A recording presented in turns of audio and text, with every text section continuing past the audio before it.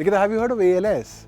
Amyotrophic lateral sclerosis. It's a cruel disease, and these people who are afflicted by it lose the ability to talk, and eventually as the disease progresses, they find it increasingly difficult to communicate.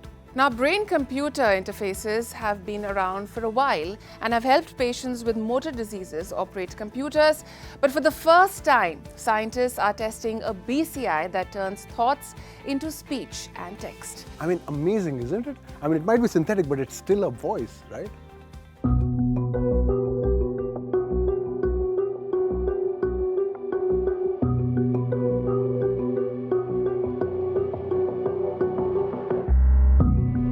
ALS, or amyotrophic lateral sclerosis, a disease that gradually takes away a person's ability to move, speak, and perform everyday tasks. It damages nerve cells responsible for controlling muscle movement. Over time, many people with ALS lose the ability to walk, use their hands, speak, and eventually breathe without assistance. While treatments remain limited, researchers are increasingly looking at technology to help patients maintain independence and communication. One area showing rapid progress is brain-computer interfaces, systems that can translate brain activity into digital commands. Researchers in the United States are demonstrating how that technology could help restore natural communication for people who have lost the ability to speak. A man diagnosed with ALS 7 years ago is now using an experimental brain-computer interface that allows him to communicate more fluently with his family and colleagues. It is a life that is more full of dynamic action and with friends and family, with colleagues, and is something that allows me to communicate more in my natural way of communicating than any other technology that I have experienced.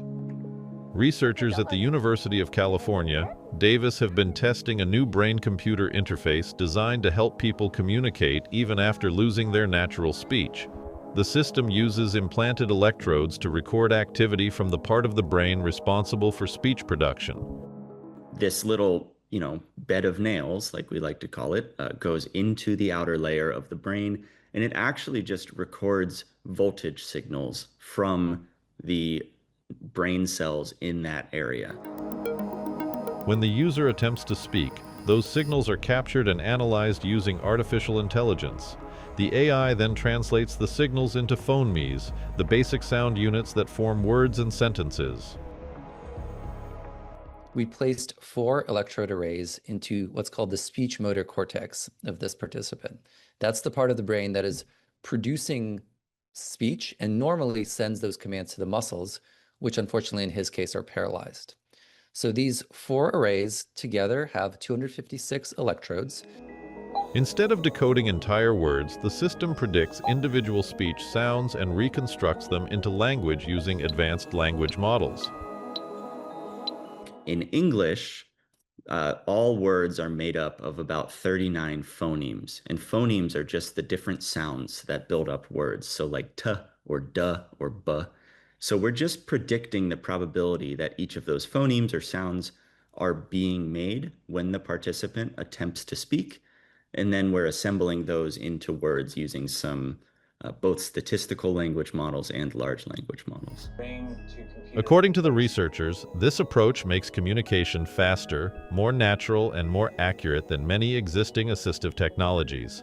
The system also operates with only a very short delay between the user's attempted speech and the generated output.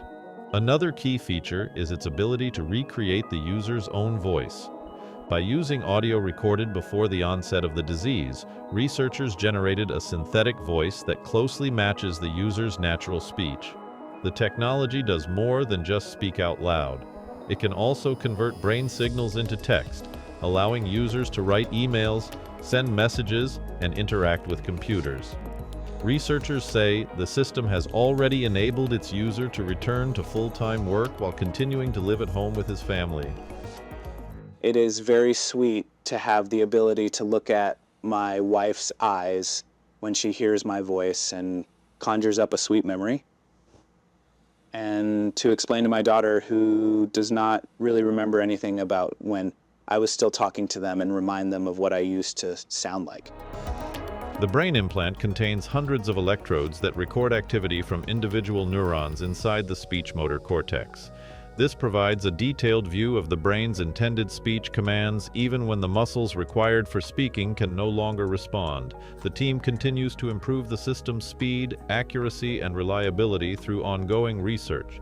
While the technology is still in the experimental stage, it represents an important step forward in human-computer communication. For now, the project offers a glimpse of how AI and brain-computer interfaces may help restore communication and independence for people living with severe disabilities.